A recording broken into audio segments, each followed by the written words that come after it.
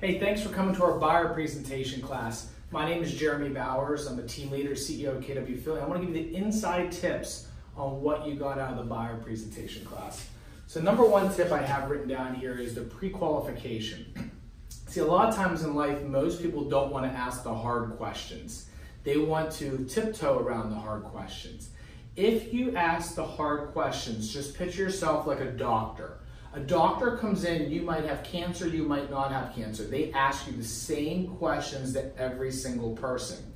That way they can give the proper recommendations. See, the buyer presentation, if you think about it this way, is you're there to decide if you can help them, not if they're going to give you the business. Once you remove yourself and think differently like that, then on the buyer presentation questions and pre-qual, you will be in a different seat, a different position like the doctor. So the first one is this. The pre-qualifying questions, you have to make sure that they are a serious, ready buyer. Think of it like this. This is your job. When you put oil into an engine, there's an oil funnel. The oil hits the top and then it works its way down the bottom and hits the engine. Most people do not put oil in an engine straight from the bottle into the engine because it'll burn. The engine on top will burn with the oil. Same thing with you guys. I'm going to teach you a process and techniques that we're going to share each month with different people giving presentations of how to take the perfect funnel and create it right into the engine, which is your business. So when you ask these buyer presentation or buyer pre-qualifying questions, one of the most important questions you can ask, and I have it written down right here, is you're trying to figure out, are they motivated? Okay, that's number one. Number two, you're trying to figure out if they are going to use you to put the offer in. And then number three is you're trying to help them figure out what they want. Now here's the trick.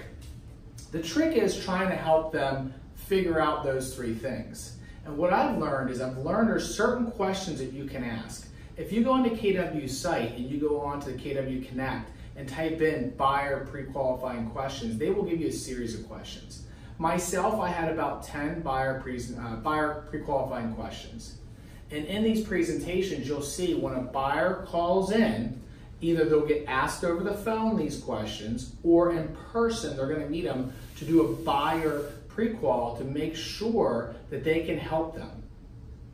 Now, I'm going to dive a little bit deeper into the second part of this is what are some of these questions that you should be asking. I kind of gave you a layout, now I'm going to give you some questions.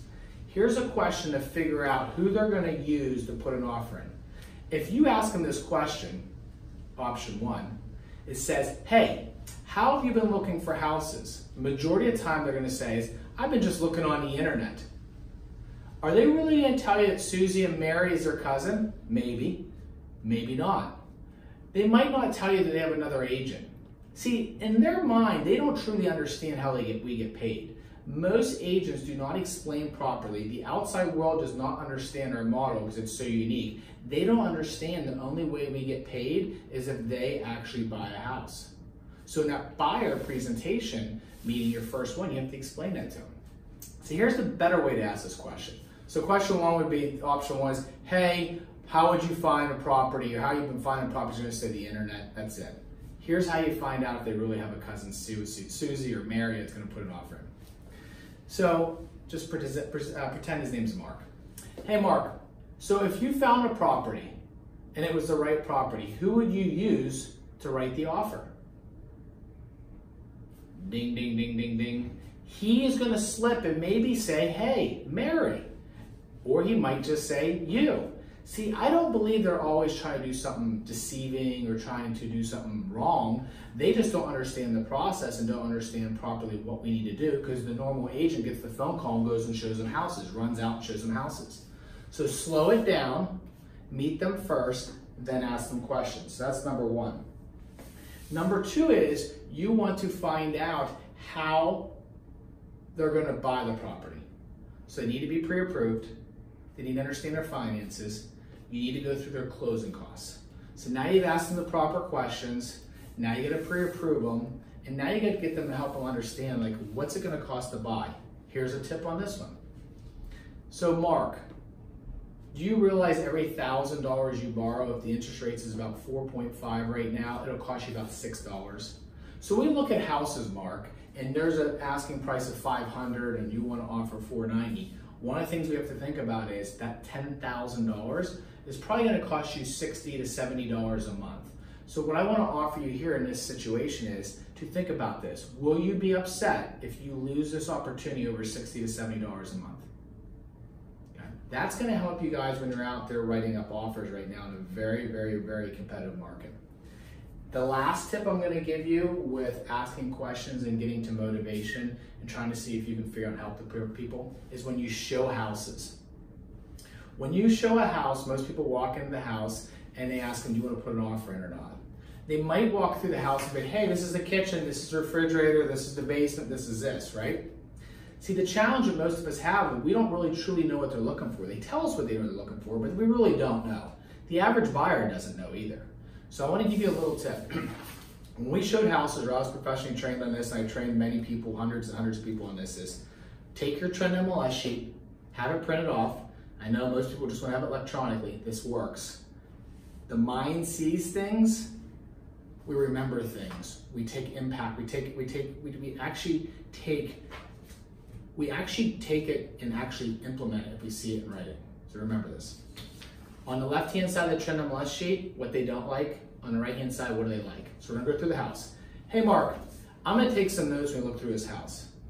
I'm gonna write down 3 things that you like on this house and 3 things that you might not like, or there might be 0. At the end of today, we have 5 showings. We'll get a really good understanding of what you like and what you don't like. And my job is to help you narrow down that search and help you find the perfect property. Is that okay with you? Every single time they say yes, they go through the property. So Mark, you like the large kitchen at the end. So at the end, you just say to them, hey Mark, what was the 3 things you liked the best? And what was the 3 things you didn't? Large kitchen, large bedrooms, open floor. The one thing I didn't like is it didn't have a garage. Okay, great. So Mark, let's go back to your pre-qual. This is after you showed the houses. You said these 3 things were important to you, and these were not. Have you noticed after we looked at 5 properties, are you noticing what's happening?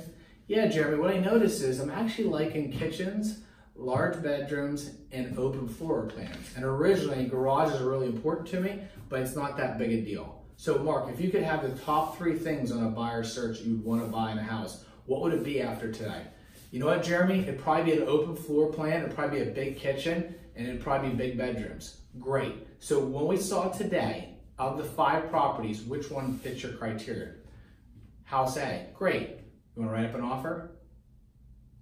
Now, if he doesn't want to write up an offer, what you're going to do is you're going to set up a second appointment to see houses. The difference is this time when he sends you 5 houses to look at, or 10 houses, or 15 houses to look at, you're going to have a sheet and you're going to say to him, hey, I noticed these houses you sent me over, these 3 don't have the 3 things that you said that you like after the first showings. Do you want to remove them? You know what, Jim, I didn't pick that up. That kitchen is small, you're right. And that bedroom is small. Yeah, wipe them off. Now you just went from 7 showings to 3 showings, or 7 to 4, and now you're going down that oil funnel process into the engine. See, the buyer presentation process doesn't have to be that hard.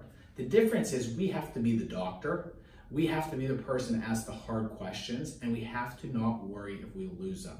Our duty is to help them find the best property. And if you're not emotionally attached to the income, you will help more people, you will make more money, and you will live a better life. And most importantly, you will have nights and weekends back in your life because you're gonna have scheduled showings now. On Wednesday nights, I show houses, and Saturday I show houses. You're gonna have your schedule and your life back.